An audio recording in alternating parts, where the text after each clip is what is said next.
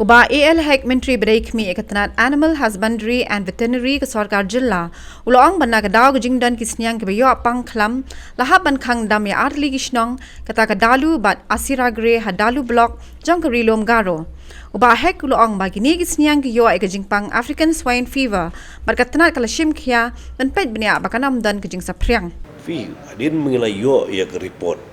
napo ka veterinary department bangila don arli ki cases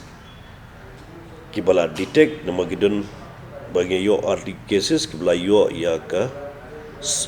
swine flu ASF mo to hadin bala yo detect ikata tengi au ba kumno ru ikitu ki area ke bangila lab na bala don gitu ka farm ibadon ya ke case ya posan kilometer ya kitu area la seasno ba kinamla mo kudu ru bakin lit warra sniang tu livestock to buy lani berda ketuga yu bandi baru syabaru kemudian la sisi ka bro atli kenapa kanumla man spread sikiwe pede jaka. That's of course they are following up in the other areas also, so that is the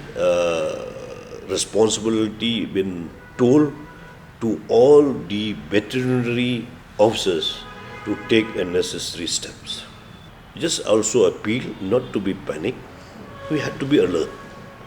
but not to be. There's no question to be panic at present. At present, that is update I have not taken. That is already immediately after the report we had called a meeting, and after the meeting only we had taken that decisions.